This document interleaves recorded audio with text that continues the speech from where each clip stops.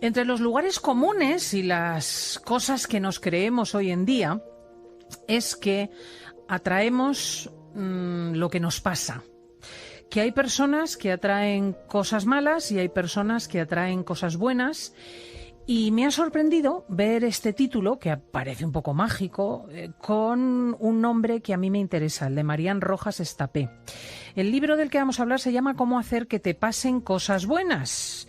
Y como detrás hay una científica, porque Marian Rojas es hija de Enrique Rojas e Isabel Estapé, es ella misma psiquiatra, licenciada en Medicina y Cirugía y trabaja en el Instituto Español de Investigaciones Psiquiátricas de Madrid, pues hemos colgado este título en nuestras redes sociales para que le planteaseis preguntas a la doctora y yo misma le voy a preguntar cómo ha escrito un libro así. Marian Rojas, buenos días. Buenos días, Cristina, ¿cómo estamos? Porque parece totalmente acientífico, pero tú escribes, años de experimentos demuestran que la manera en que uno decide responder ante los problemas de cada día influye en el resultado. Efectivamente. Hoy en día sabemos, científicamente, que la actitud previa a cualquier circunstancia, sea una cita de trabajo, una cita romántica, un examen, una prueba médica, determina cómo respondo a ella. Si tú, por ejemplo, Cristina, tienes un evento que te pone un poco nerviosa o un evento social que no te apetece mucho, la manera en la que tú te predispones, la actitud que tú llevas, determina el resultado. ¿Por qué? Porque al final la felicidad no es lo que te pasa, sino cómo interpretas lo que te pasa. Depende de tu visión ante la realidad. Y esa interpretación, yo en el libro la divido en 3 conceptos. 1, lo que yo llamo el sistema de creencias. Todos tenemos creencias sobre la vida, sobre nosotros mismos, sobre los demás, que pueden ser limitantes. Uno puede observar una realidad que le pase y que diga, qué horror, esto es un desastre. Y otro que diga, qué buena oportunidad. Siempre... Sí, tú puedes creer que los demás te odian o puedes creer que los demás te favorecen. Puedes creer que estás en el país más inhóspito del mundo o en el más bonito. Y todos son constructos mentales, claro. Y que vienen automatismos, que vienen de toda la vida y que a ti te pueden dar una notición. Luego depende de tu estado de ánimo. Al final, la diferencia entre tu mejor versión y tu peor versión depende de tu estado de ánimo. Pues fíjate qué libro tan apasionante, el de Marian Rojas Estapé, Cómo hacer que te pasen cosas buenas.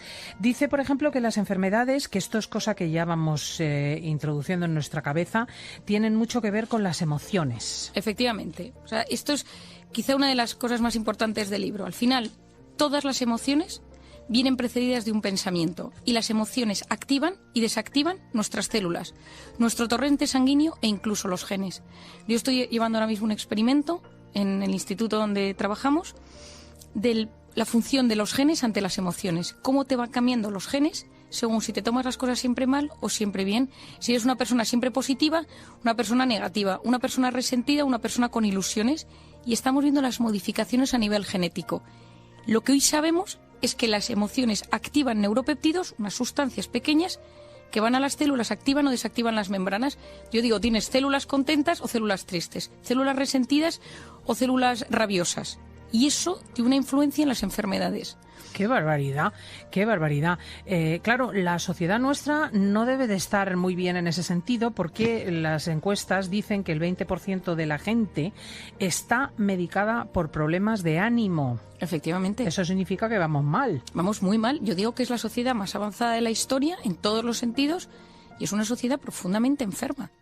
Y una de las cosas que cuando yo estaba investigando el libro y quería escribir sobre ello, me planteé y dije, ¿por qué estamos tan enfermos?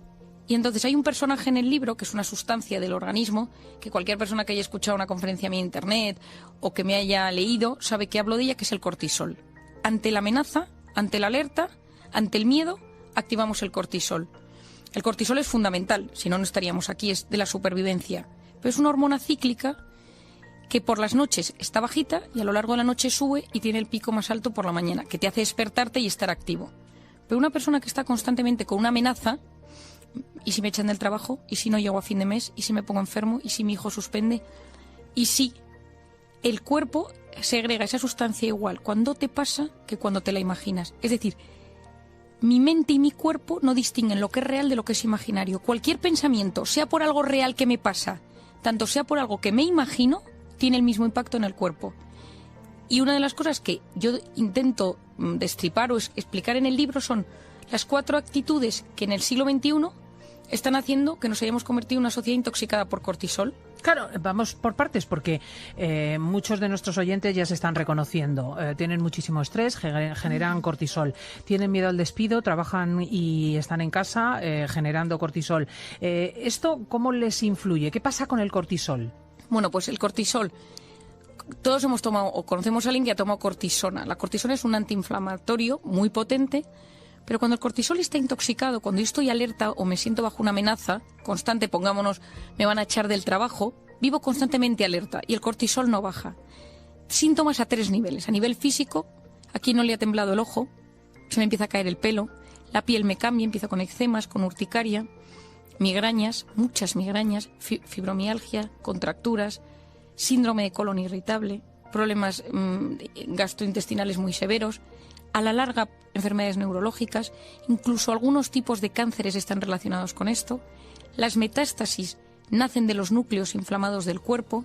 Por lo tanto, el cortisol que pasa cambia cuando está intoxicado y es un inflamador y quita todas las defensas del cuerpo. Aquí no le pasa que llega el fin de semana y le da un bajón. Se pone enfermo el segundo día de las vacaciones. Bueno, a mí siempre. Bueno, es que es una cosa que pasa. Yo siempre me pongo enferma el fin de semana nuestro, que es lunes, martes. Lunes, martes, y te da un bajón. Y la otra cosa que sucede a nivel psicológico es que uno empieza primero irritable, todo te pone nervioso, esta persona que me caía bien no la soporto, esta persona que era tan buena gente, empiezo a estar como mal en todos los sitios, empiezo con fallos de memoria, porque el cortisol afecta al hipocampo, que es la zona del cerebro que se encarga de la memoria, y no recuerdo nada. Entonces tenemos fallos de memoria constantes. ¿Cuánta gente tengo yo de 40 años que viene a la consulta y me dice, doctora, vengo por un Alzheimer precoz? Sí. Y luego los fallos de concentración y los problemas de sueño. ¿Quién no tiene el día antes o en estas etapas de tanto estrés? Porque el cortisol, si no está bajo por la noche, no consigues dormir bien. Tienes microdespertares por la noche, te levantas con una sensación de agotamiento. Es decir, todo el organismo se va intoxicando. Por eso yo digo que el siglo XXI es un siglo inflamado. Vamos inflamados por la calle. Claro, ¿qué podemos hacer? Porque al final el consejo siempre es el mismo. Desvincularte del sistema actual, reducir los niveles de estrés, verdaderamente aprender a relajarte, a desconectar, no dar importancia a las cosas que no la tienen, no anticipar, no generar comportamientos ansiosos. Pero claro, eso es difícil. Bueno, yo he intentado ser incluso más práctica que eso y dándole un toque científico. Lo primero es el ejercicio, que todo el mundo lo sabe, porque el ejercicio elimina el cortisol. Es tan básico como eso. Pues hay mucha gente que no es capaz de rendir si no hace deporte.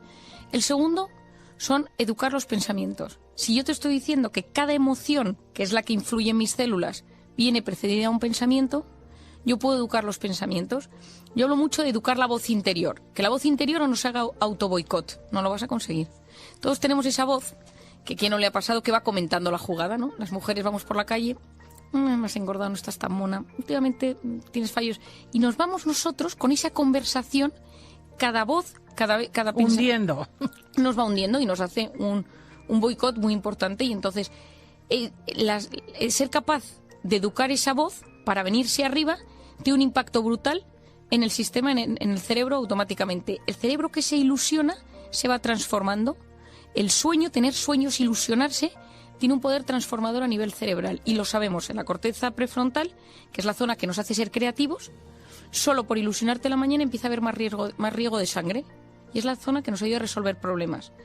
Otra es el tema de las meditaciones, el mindfulness, que le dedico un apartado en el libro, porque hay tanto hoy en día que se dice, un poco para ser sensatos, ¿no? Porque parece ser, estamos en la sociedad que más estimula de la historia a los niños, llegamos a la edad adulta y ahora queremos 0 estímulos, mindfulness, yogas. Entonces es como un poco incongruente, ¿no? Entonces, conseguir, que es otra de las cosas que explico en el libro, uno de los factores que está inflamando la sociedad es la pantalla. La pantalla es un experimento sociológico. Estamos transformando el cerebro de la gente a pasos agigantados. ¿Quién puede reconocer que desde que tiene un smartphone es más inteligente? Y entonces hay médicos que lo llaman demencia digital. Y yo que tengo muchos estudios sobre esto, el hecho de estar constantemente alerta por las notificaciones está alterando nuestro sistema cerebral y nuestra gratificación. Porque ya no es la felicidad lo que estamos hablando, sino que estamos hablando que estamos constantemente en la pantalla a base de gratificaciones instantáneas. Se eleva lo mismo, la misma sustancia, cuando consumimos heroína, cocaína, marihuana, alcohol, tenemos relaciones sexuales, vemos pornografía, que si vemos likes en Instagram. O sea, hacer más deporte, desconectarnos más a menudo de los dispositivos electrónicos. El modo avión, yo abogo por el modo avión. En la vida. En la vida. Hay que ir con... Y sin miedo. El primer día te puede traer un poquito de taquicardia, ¿no? Poner el modo avión. El segundo día lo llevas mejor y el tercer día te sientes con un autodominio. Bueno, fíjate qué consejo más concreto y práctico, verdaderamente. Totalmente.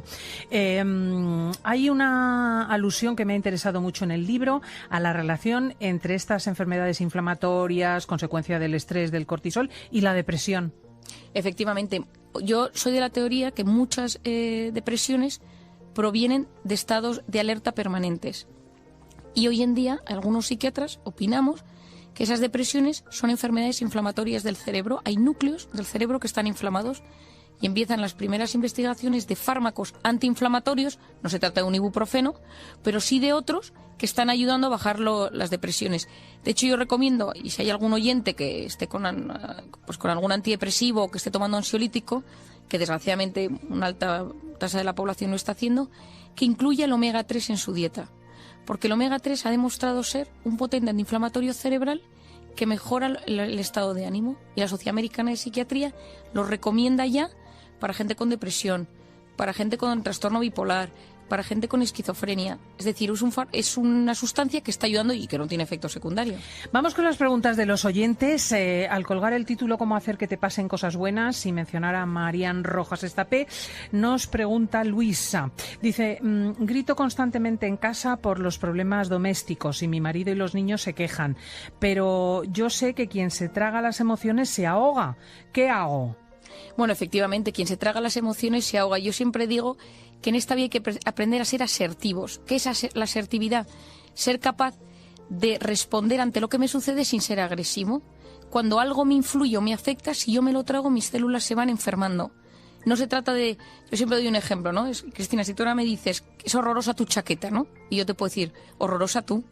Y entonces mis células no se influyen, pero me quedo sin amigos y no me vuelves a invitar nunca al programa. Y Luisa se quedará sin hijos y sin marido, claro. Y entonces Luisa se queda. Pero en cambio, si Luisa, por ejemplo, es capaz de decir un día de forma sensata, que sepáis que esto me duele, que me siento que no me hacéis caso, que nadie valora pues lo que yo me entrego en casa, de una manera sana, el resto lo percibe y ella también se queda más tranquila porque lo ha expresado. Tenemos aquí un oyente, Arturo, que es un alto ejecutivo y dice que está obsesionado por aprovechar el tiempo y que su vida viene marcada por el reloj, por el indicador efectivamente del teléfono móvil, pero teme cambiar este ritmo porque desaprovecharía. Esto lo llamamos la cronopatía, patos, la enfermedad del tiempo, y es uno de los 4 factores que yo pongo de riesgo para estar inflamado. Y siempre digo que una persona con cronopatía, en principio nunca le pasa nada hasta que un día tiene un ataque de pánico o un infarto. De hecho, dice Valentín Fuster que la mejor manera de parar con todo esto es tener el infarto, de darte cuenta de las cosas, que el infarto es un gran método de prevención para cambiar, ¿no? Lo primero para una persona que tiene cronopatía, y esto le diría yo a Arturo, es ser consciente de que me pasa esto. ¿Cuánta gente llega el sábado? En tu caso es todo lo contrario, Cristina, pero ¿cuánta gente llega el sábado y está deseando que llegue el lunes? Y entonces mete todo su sábado y domingo de actividades porque le angustia no tener nada que hacer. Hay que aprender a frenar.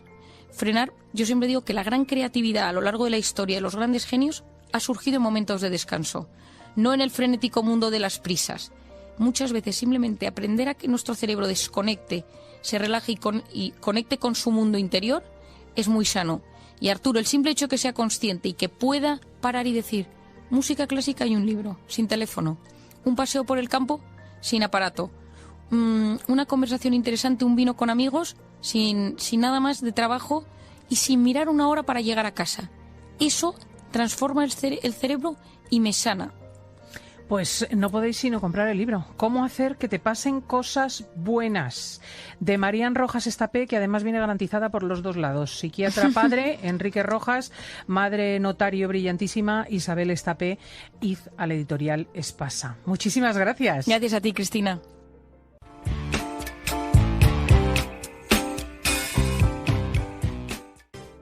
Hola, soy Marian Rojas Estapé, psiquiatra y autora de Cómo hacer que te pasen cosas buenas y de Encuentra tu persona vitamina.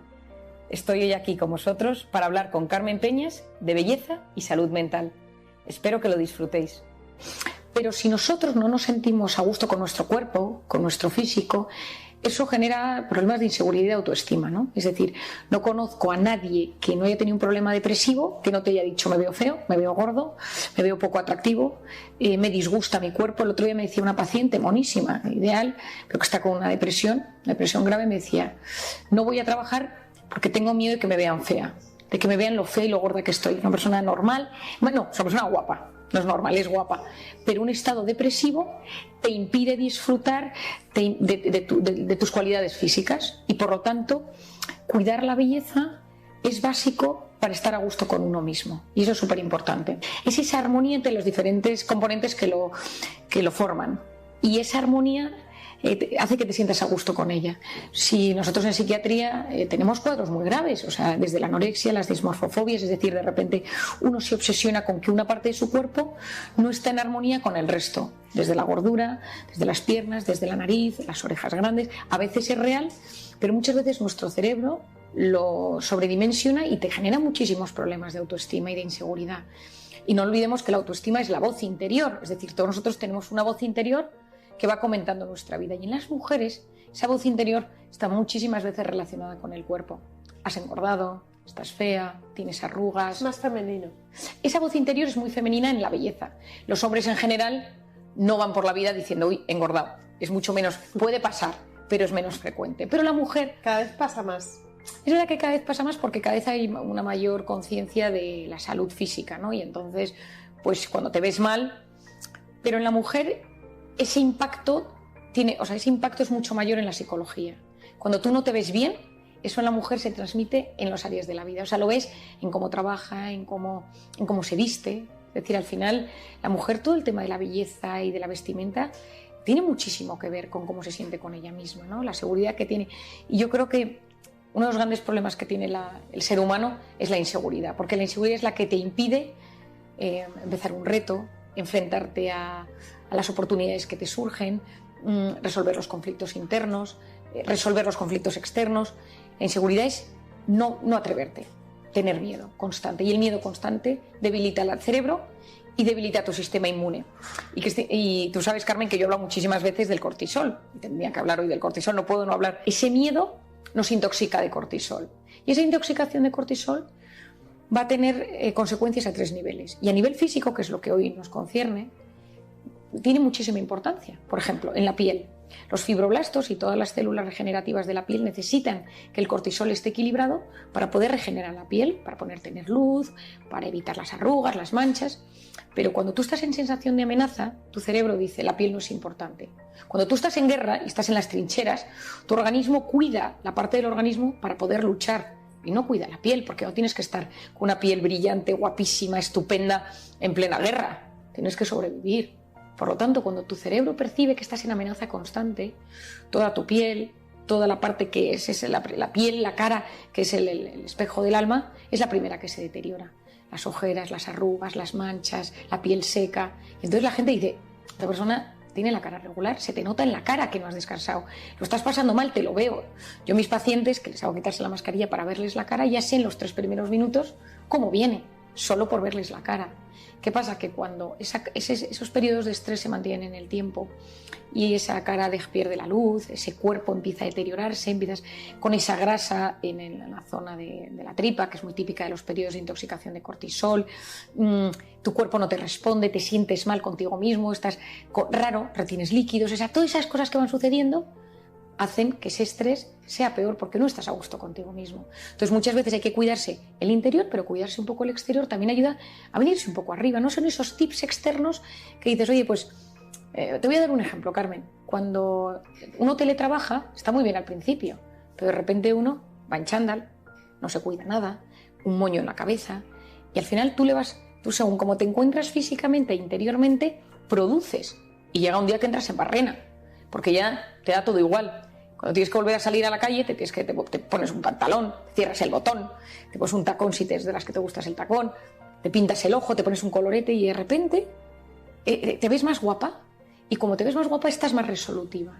Entonces creo que es muy importante que seamos conscientes del cuidado de la belleza, pero cuidado con los cánones de belleza, que esto tú ya sé, te dedicas a lo tuyo y me encanta, pero a veces los cánones de belleza son tan exigentes en los tiempos que corren que no estamos a la altura, que muy poca gente pasa los cánones de belleza que vemos muchas veces en la prensa. Tú sí porque estás estupenda, pero no, déjame que haga este apunte, pero que yo siempre digo, aprender a cuidarse, sobre todo saber cuáles son mis puntos débiles, y a veces con pequeñas cositas uno recupera un poquito de seguridad en sí misma. Y a mí eso me parece, la verdad, me parece clave. O sea, ¿tú crees que la cirugía plástica ayuda a la salud mental? Yo creo que la cirugía plástica a ciertas personas les ha salvado. Y entonces al final estamos todo el día con nuestro cuerpo, nos vemos reflejados en los espejos, en las tiendas, nos miramos, sentimos cómo nos aprieta el pantalón, sentimos cómo nos quedan las cosas. Y sentirte a gusto contigo mismo, pues oye, es que es maravilloso, ¿no? Y te ayuda a hacer frente mejor a la educación de tus hijos, a tu trabajo. A tu entorno. A tu entorno. A tu entorno se lo pones más fácil cuando te sientes bien. Claro. Y si no te sientes bien, estás irritable. Entonces, el cuidado, yo hablo mucho de la prevención, pero es que hay cosas que no son de prevención, porque uno nace así, es decir, y entonces... Bueno, pero por ejemplo, hay evidencia científica contrastada y demostrada de que, por ejemplo, si te pones un Botox a tiempo y evitas que tengas aquí una marca de enfadada y no tienes una mirada más relajada, te sientes mejor, haces sentirte a los demás mejor. O sea, es muy curioso, pero cuando uno se cuida estéticamente, ayuda a sentirse mejor. Efectivamente, y de hecho, al final la cara es el espejo del alma, lo decíamos antes, ¿no? Y entonces, una cara relajada es una cara que inspira a los demás confianza. Yo he hablado mucho últimamente de las personas vitamina y que tenemos que generar oxitocina en nuestro entorno. Y una de las cosas que se ha visto es que cuando tú estás relajada, cuando miras a una persona con cariño, con esa cara, con ese semblante de placidez, esa persona genera oxitocina y tú también. Si tú estás con esa cara enfadada, de tensión, el rictus torcido, esa persona pues está en tensión. Y que parte de la vida consiste en aprender a mirar, ¿no? Mi padre tiene una frase que me encanta que dice: saber mirar es saber amar. Y a veces esa mirada que se relaja, pues el botox o las vitaminas o lo que sea necesario, ayuda a que de repente esa cara tiene luz. Y esa cara que tiene luz es esa cara que ayuda a generar oxitocina en el ambiente y pues uno se siente mejor y se siente mejor con el... Y hay más apertura de almas, porque cuando tú estás con alguien que está enfadado no le cuentas ni la mitad de las cosas. No, andas con tensión, efectivamente, porque aquí la doctora de la oxitocina, que ya lo has mencionado, pero ¿qué opinas de que los influencers naturalicen el hecho de cuidarse? O sea, ¿tú crees que ayudan a la obsesión o ayudan a naturalizar el cuidado? O sea, nos acompasan mejor, o sea, te ayudan a que hagas más ejercicio o a que te cuides más en la dieta. ¿Tú qué opinas de esto? O sea, yo creo que hay que humanizar el mundo influencer, modelos, actrices, famosos, etcétera, porque los ves todo el día como si salieran de la peluquería, del maquillador y siempre que todo les queda bien. Y la vida real pues no es esa. O sea, quiere decir que la vida real es que hay mucho trabajo detrás para aparecer así de guapa en una premiere o en unas fotos de modelo, ¿no? Creo que ayuda mucho a la prevención, es decir, hablar pues, de una alimentación saludable, de que uno come sano, de que uno se cuida, de que uno va a hacer ejercicio.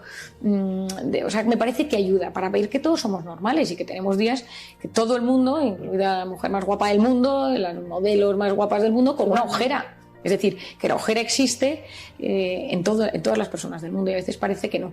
Que hay gente que no tiene una ojera, ¿no?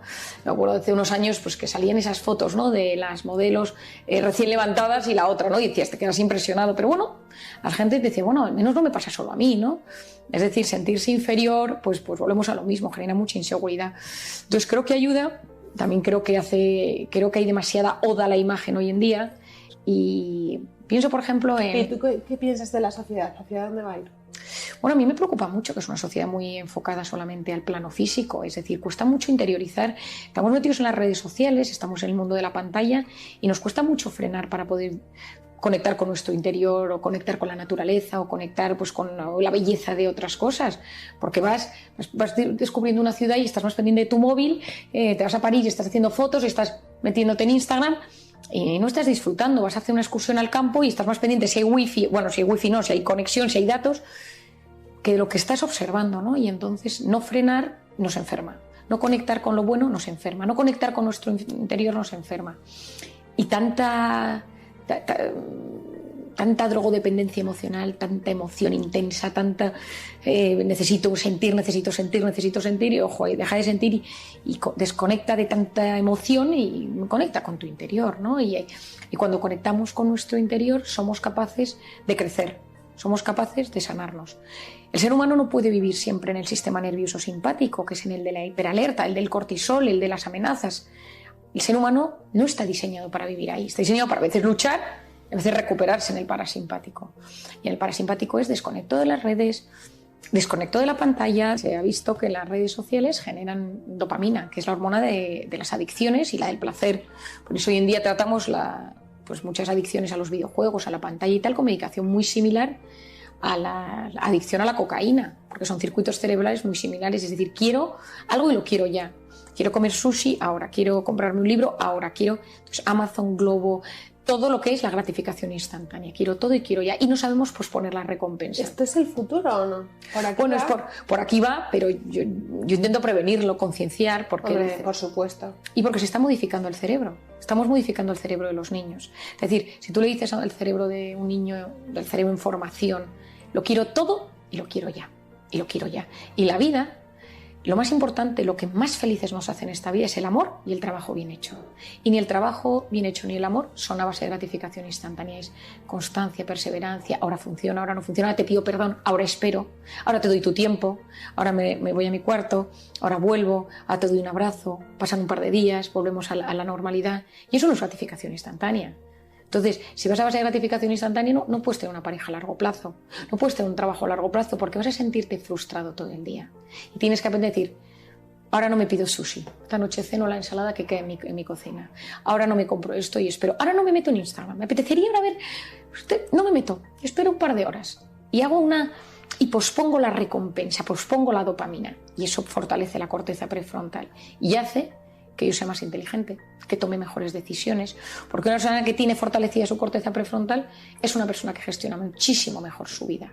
Entonces, aunque todo nos dirige hacia ese mundo, los que consigamos decir, bueno, vale, lo conozco, sé lo que es, de vez en cuando lo utilizo. Trabajar en función de retos y de objetivos. Y posponiendo la recompensa. ¿Y la primera impresión cuenta?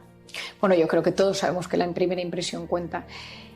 Creo que cuenta mucho más en el hombre hacia la mujer que la mujer hacia el hombre. Es decir, la mujer ve y automáticamente siente. Tenemos patrones definidos en nuestra mente sobre lo que nos gusta, lo que nos atrae, lo que nos genera esa armonía, lo que conocemos. Entonces hay tipos de belleza, hay cánones de vestir que automáticamente nos generan un cierto rechazo o otros que automáticamente los sentimos parte de nosotros, ¿no? Decimos, esto es de los míos, de lo que me gusta, de lo que me atrae.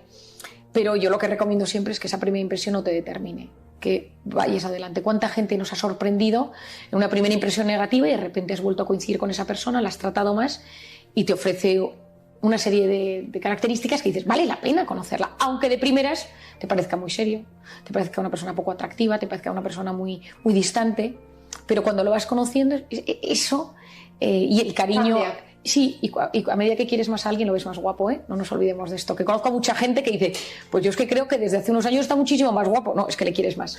Está igual. O incluso ha envejecido. Pero como le quieres más, le ves más guapo. ¿La belleza es salud? Bueno, es que yo creo que cuando uno está enfermo, una de las primeras cosas que se nota es que uno se siente más feo.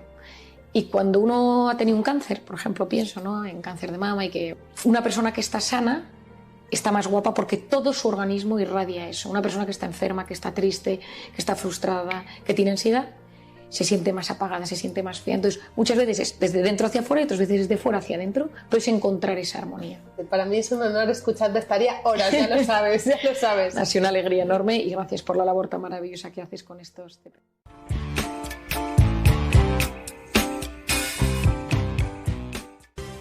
Las noticias sobre los adolescentes son alarmantes. Los centros de observación nos hablan de muchísimos de ellos con depresiones, con baja autoestima, se autolesionan con mucha frecuencia, lo denuncian también los institutos y los colegios, e incluso hay un índice de suicidios alarmante. Algo pasa con los adolescentes y su forma de mirarse.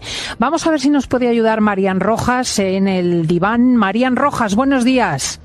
Buenos días, Cristina. Pues sacas un tema que está de máxima actualidad y que probablemente es de las cosas que más me preocupa a mí ahora mismo en lo que estoy tratando en consulta y en clínica habitual. Es decir, ¿qué está pasando con los jóvenes? ¿Por qué hay tantísima demanda de atención de niños de todo tipo de edades, menores de 18, ¿no? Entonces, bueno, yo creo que ahí son varias las variables y una de los que más estamos viendo, tú lo decías ahora, ¿no? Los intentos de suicidio. Yo todas las semanas me entero, me llaman, me piden ayuda para varios casos. Temas de trastornos de la alimentación, que es un tema que me preocupa también, porque es que ellos, los jóvenes, especialmente está siendo más frecuente en chicas, pero bueno, siempre ha sido más frecuente, pero da igual, porque también he visto últimamente algún caso en chicos de trastornos de la alimentación, de la imagen, lo que se llama el trastorno dismórfico corporal, que tiene un nombre terrible, pero que no es más que el trastorno que sufren algunas personas que consideran que rechazan partes de su cuerpo, que la nariz muy grande, que la cabeza muy grande, que los hombros, que la tripa, que las piernas, que estoy gordo, que estoy gorda, delgado.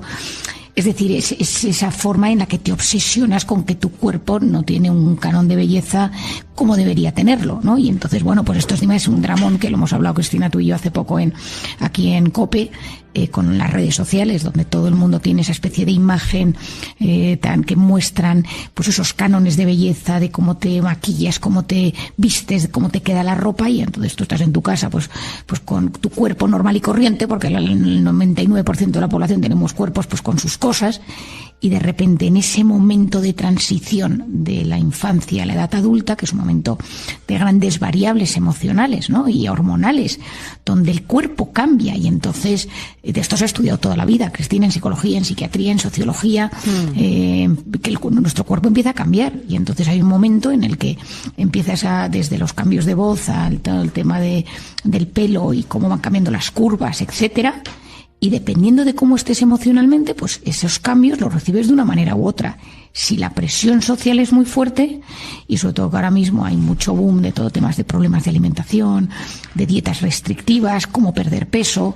Yo en consulta muchas veces que veo chicas jóvenes con problemas que están haciendo dieta, yo tengo que hacer un diagnóstico diferencial si eso es una dieta o estamos haciendo tonterías, porque la anorexia es un tema muy severo, ¿no? Para mí es de las enfermedades psiquiátricas más preocupantes, porque he visto cosas muy duras y muchas veces casi sin solución. O sea, quiero decir que no, y es verdad que la presión mediática es con mucho superior, porque cuando nosotros éramos chicas, pues primero los padres te decían que lo importante era lo de dentro. Luego, bueno, pues sí, tú podías tener este fallo y este otro, pero es que ahora los chicos se ven reproducidos hasta el infinito en fotos. Venga a hacerse selfies, se comparan, venga a mirar fotos de otros. O sea, lo físico y la imagen prima absolutamente en la autopercepción. Bueno, es que me acabas de decir una cosa clave, es que tú y yo no nos hacíamos fotos. O sea, que decir, te ibas de viaje y luego te hacían unas fotos en un momento en una cámara, la cual no veías las fotos, y luego pues cuando hacías en chiquitín, en esa especie de micropantalla en la que te hacían la foto y luego ya las imprimías y eso.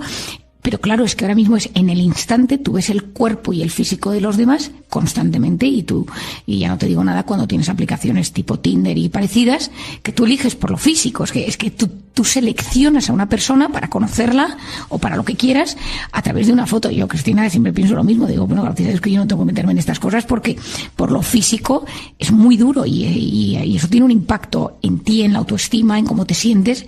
Y claro, como los cánones de belleza están tan dichos, que tiene que tener un cierto peso, un cierto tipo de cuerpo. Mira, me pasó hace unos meses estando en un museo en París, y había, pues no me acuerdo qué cuadro estábamos viendo, pero las estaban pintadas pues como eran antes las mujeres, rellenitas con curvas, que era lo que se llevaba. Y entonces había unos francesas al lado y empezaban, pero qué gordas están, ¿no? Y entonces, claro, es que entonces, en francés estaba yo con mi marido, entonces les dije yo en francés, que estudié en un cole francés, y a los franceses les digo, no, es que esto se llevaba antes. Me miraron como si les hubiera dicho que se llevaba pasear con un ovni por la calle, ¿no? O sea, es decir, que de repente les resultaba imposible concebirlo. Claro, es que son cánones de belleza. ¿Y cómo podemos ayudar a nuestros adolescentes a superar sus problemas de imagen? Lo primero es que yo creo que los padres tenemos que hacer mucho bien en esto. Es decir, cuidado con qué delgaducho estás, has engordado, no sé qué, porque los padres también tendemos muchas veces a hacer estos comentarios que ellos luego integran y luego ven las imágenes y luego se comparan con los amigos. Cuidado con los que les decimos. 2, hablar con ellos de forma franca de cómo son los estereotipos de belleza, o cómo se ven ellos, o cómo les importa el físico a ellos, ¿no? Si hay una obsesión por lo físico, si es algo... Es que es muy interesante dar pie a conversaciones en casa, ¿no? Sin miedo, con nuestros hijos, nuestras hijas. Reforzar cosas de ellos que nos gustan. Oye, pues que tú eres... Pues, yo hablaba el otro día con un paciente, ¿no? Que son todos altísimos los hermanos, menos este que es bajito, ¿no? Y entonces dice que desde pequeño su padre le decía, pero es que tú eres más hábil, tú eres más rápido. Decía, yo nunca he tenido complejo, siendo todos los hermanos de 2 metros y él de 1,55 m, porque nació chiquitín. Y le decía, nunca te ha complejado, porque claro, es que lo estábamos trabajando. Era muy manifiesta. Y me decía, es que mi padre se me decía... Tú eres el más hábil, tú eres el que más corres. Dice, mi padre siempre hizo por no dejarme atrás, ¿no? Entonces, no tener miedo a reforzar las cualidades que tienen, y que si en algo realmente pues hay algo que pues que no es tan maravilloso, tan perfecto, también esa aceptación, que yo creo, Cristina, que da mucha paz cuando aceptamos pues que soy bajito, el que tengo el pelo que soy, o que me cuesta más adelgazar, si es que no pasa nada por aceptar que no tenemos esa perfección corporal, que para tenerla es casi vivir en un infierno, y los que la tienen, los que tienen esos cuerpos perfectos, o sufren mucho para tenerlo, o a veces es la genética, pero que hay que soltar, porque probablemente no lo consigamos nunca. Y esa aceptación de uno mismo, de me quiero y me acepto como soy, da muchísima paz. Para ser feliz, y como psiquiatra creo que es la base, hay que vivir instalado en el presente, superar el pasado y vivir ilusionado con el futuro. Eso es el equilibrio personal. Es más, cuando uno no ha superado el pasado, muchas veces está deprimido. Cuando uno no está ilusionado, vive con angustia el futuro. Uno vive con ansiedad, trastornos de ansiedad, trastornos de pánico. Todo ello es, la ansiedad es preocuparse, vivir angustiado por cosas que muchas veces no tienen por qué pasar. Los psiquiatras sabemos que muchos cuadros de depresión son cuadros de ansiedad permanente, gente que está angustiada durante muchísimo tiempo y entonces se entristece, es como que el cuerpo se agota. El 90% de las cosas que nos preocupan nunca jamás suceden, pero están en nuestra cabeza como si fueran a pasar siempre, y vivimos constantemente preocupados por ellas, pero no. Y eso es la ansiedad, porque al final el cuerpo se prepara constantemente a algo que luego no va a pasar. ¿Y qué haces con todo ese mecanismo interno que has activado por algo que luego no va a suceder?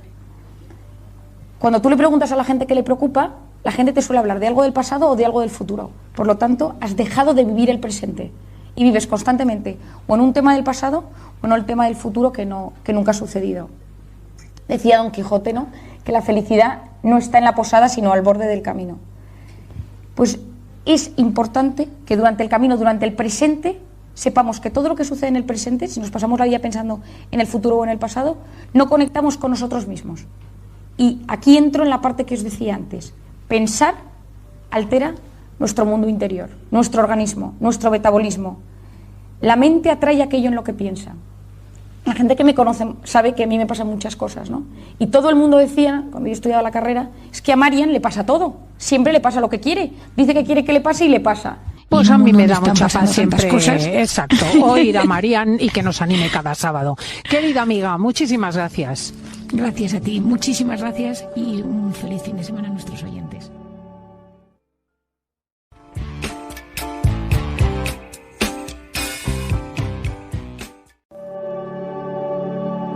La vuelta a la rutina, sobre todo por parte de los jóvenes, entraña también la vuelta a la rutina del alcohol, porque hay que ver, se ha hecho una pauta social, salir el jueves y llegar hasta el domingo de drinking en drinking, bastante embotellado. Y claro, eso tiene sus riesgos y tiene sus consecuencias. ¿De verdad es peligroso el alcohol? ¿Te daña para siempre? Vamos a preguntar. Lo mejor es ir al diván con Marian y entra con nosotros Marian Rojas Estapé, autora de Encuentra tu persona vitamina y cómo hacer que te pasen cosas buenas. Marian, buenos días.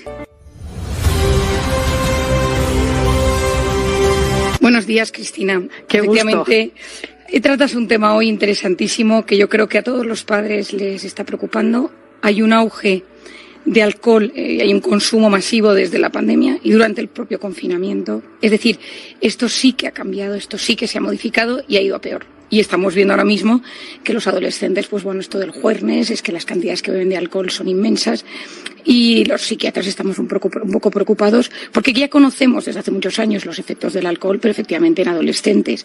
El otro día estuvo con nosotros Nena Daconte. Aconsejo a la gente que se baje la entrevista de May Meneses y que vea lo que ella nos contaba, que a los 14 años empezó a consumir el alcohol, se hizo alcohólica, dependiente de las drogas y realmente ha trastornado completamente su biografía. A duras penas ha conseguido salir adelante. Un ejemplo, como lo contaba y como lo decía. Bueno, la gente piensa que no tiene efectos en su cerebro. Bueno, hablando de la adolescencia, cuando tú estás en plena adolescencia hay una poda neuronal. La poda significa que el cerebro elige, según las cosas a las que tú trabajas más, va podando las neuronas que no usas y se queda con las que sí que necesitas y se va mielinizando. Es un proceso importantísimo. Adolescencia, estamos hablando 12, 13, 14, 15, sí, cada vez es mayor, pero es verdad que es un momento clave. ¿Qué sucede? Que si tú bebes alcohol, en ese momento perjudicas el desarrollo de las sinapsis, es decir, las conexiones entre las neuronas, que es lo más importante en esta vida, que nuestras conexiones neuronales funcionen bien, empiezan a perjudicarse. No es tanto que mate esas neuronas, o sea, ese mito de matar neuronas, que fue muy conocido por la enmienda de Estados Unidos con el tema del alcohol, que se pensaba que se mataban neuronas, no es tanto que se maten neuronas, sino que se perjudica la conexión entre ellas. Es decir, que lo que sucede es que en el momento que el cerebro necesita conectarse bien, esas conexiones fallan. Cuando el alcohol llega al cerebro, se desactiva la función al dañar el tejido conectivo al final de la neurona y entonces pues interrumpe esas comunicaciones buenas que tiene que haber, porque todo lo que nos sucede, pues lo bueno es que se comunique de uno a otro. Y efectivamente, pues el alcohol es un depresor del sistema nervioso central. Esta frase es como la clave, ¿no? Es un depresor, es decir, deprime el sistema nervioso central y, por lo tanto, bloquea sus funciones. ¿Qué es el alcohol? Es etanol, que es una molécula que encima en medicina se estudia muchísimas cosas porque también tiene pues beneficios para otros aspectos, pero las moléculas de etanol son tan chiquitinas que sí que entran en el cerebro, es decir, tienen la capacidad de atravesar la barrera hematoencefálica, que es la barrera que separa el cuerpo del cerebro y que es fundamental que funcione bien. Esto, por ejemplo, es muy importante en los embarazos, cuando tú tomas algún tipo de medicación o cómo es la barrera hematoencefálica, para que sepas que si llega al cerebro esa molécula o no llega. Bueno, pues el etanol llega y llega mucho. ¿Y qué pasa? Que cuando llega al cerebro se va a producir un aumento de endorfinas y de dopamina, es decir, hay una sensación placentera instantánea. Pero producen en la persona que lo toma relajación, sedación, una cierta euforia y desinhibición. Y hay dos sustancias que están ahí muy metidas que se llaman el glutamato y las conexiones GABAérgicas. Esto que quizá los oyentes digan, bueno, qué cosa más compleja. Bueno, hay que saber que el glutamato, por ejemplo, tiene un papel crítico en la memoria y en la cognición. Es decir, el alcohol inhibe el glutamato y, por lo tanto, esa memoria y todas esas cosas funcionan peor. Y luego el alcohol inhibe la corteza prefrontal. La corteza prefrontal, que nuestros oyentes han oído mucho hablar de ella, es esa zona que se encuentra en la zona delantera del cerebro, que es la encargada de pensar, de planificar, de tomar decisiones, de decidir qué es lo que está bien, de lo que está mal. Bueno, pues eso lo desinhibe, es como que lo apaga. Por eso la gente que bebe, pues dicen que no mienten, claro, porque no tienes esa capacidad de manipular, esa capacidad de generar una estrategia, no puedes hacerlo, porque tienes el alcohol en tu cabeza que te lo está impidiendo. ¿Qué te hace el alcohol? Pues te da una sensación de placer, pero te generan mucha neurotoxicidad. Y luego hay dos palabras que probablemente los oyentes hayan oído mucho, que es la tolerancia y la abstinencia. ¿Qué es la tolerancia? Pues que cuando consumes más y más, la ingesta que haces de alcohol tiene que ser cada vez mayor para tener el mismo efecto. Y esto es uno de los problemones si empiezas a beber a los 13 o 14 años. Ya que encima tu cerebro es mucho más vulnerable. Eres más pequeño, o sea, corporalmente no estás todavía preparado y por lo tanto esas cantidades de alcohol necesitas cada vez más. Y luego el síndrome de abstinencia, y es que cuando de repente dejas de consumir alcohol, llevas mucho tiempo consumiendo alcohol, pues a las 8 horas más o menos empiezas con un cuadro de ansiedad y ahí es donde vuelves a beber. Es decir, esto es tan adictivo que en ese momento necesitas volver a beber y entonces son dos cosas que se van juntando y es tu cabeza que en ese momento se siente muy bien, o sea, se siente muy bien, se siente más alegre, más eufórico, por ejemplo, ¿qué pasa en los jóvenes? Y también en gente que está mal, que como te da esa sensación de alivio instantáneo, te sientes un poquito mejor y entonces lo buscas. Durante muchos años se decía, bueno, pues una copita te quita las penas, ¿no? El alcohol alivia las penas, etcétera. Es verdad que te quita instantáneamente, pero siempre deprime después. Siempre una sensación, sobre todo mal bebiendo, que esa sensación es como de tristeza, de angustia, de vacío existencial. Cristina, tú y yo hablábamos el domingo pasado del síndrome del domingazo, ¿te acuerdas? Sí, de cuando nos da la pena el domingo porque se acaba el fin de semana. Efectivamente, bueno, pues parte de ese bajón de domingo tiene mucho que ver con las cantidades que se ha bebido de alcohol viernes o sábado, y ya no te digo si encima jueves, y que de repente llega el domingo y todos esos efectos del alcohol que han ido pues invadiendo todo nuestro organismo, nuestro cerebro, genera una sensación depresora. Es decir, sí que hay un punto de tristeza y todas las, o sea, todo el tema de la depresión. Atención también los depresivos.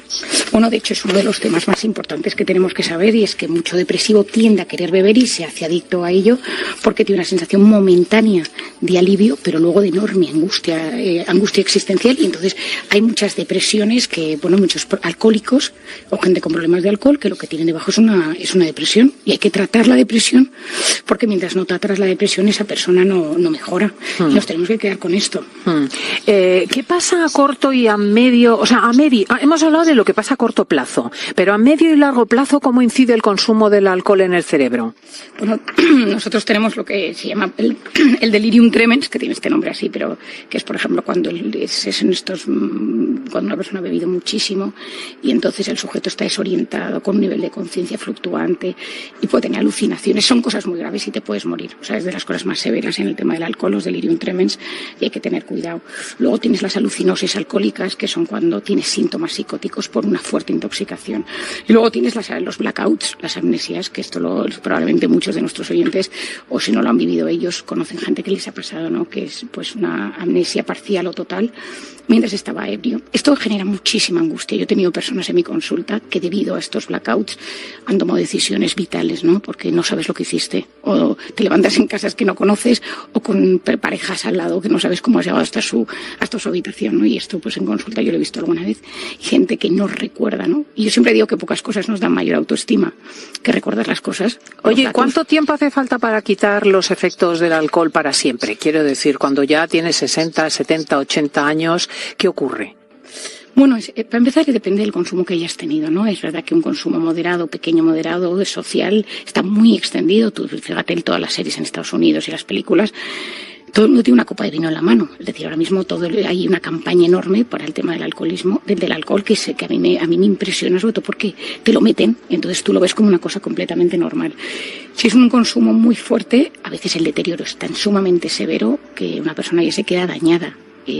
Pero cuando uno ya con los meses consigue dejarlo, una cosa es que tú tengas un problema de alcoholismo, que entonces siempre lo tienes, esto lo recordamos, y cuando yo tengo muchos pacientes que colaboro pues con Alcohólicos Anónimos, tengo una psiquiatra amiga mía que es especialista en esto y colaboramos con pacientes. Estos pacientes tienen que saber pues que acercarse a un bar, ir a una boda es un factor de riesgo. Es decir, cuando ya hay un alcoholismo instaurado, siempre tienes eso de fondo y siempre te vas a tener que cuidar, porque tu cerebro, cuando tú estés mal, te va a pedir alcohol. Es como que te lo recuerdas. Hay una activación ahí, es muy importante esto saberlo. Y sobre todo esto se fragua porque nuestro cerebro, cuando lo ha pasado mal y tú le has inyectado una vía de escape, cada vez que lo pases mal te pedirá la misma vía de escape. Entonces, claro, esto es fundamental saberlo. Y luego tener conciencia, es decir, cuando bebo alcohol, cómo soy yo antes de beber alcohol, me pongo nervioso, lo necesito, tengo abstinencia, qué efectos tengo cuando bebo y cómo soy después. O sea, hacer como un análisis, y a veces hay que hacer un ejercicio de sinceridad y darnos cuenta pues que quizás estamos bebiendo más de lo necesario. Marian Rojas, siempre un privilegio.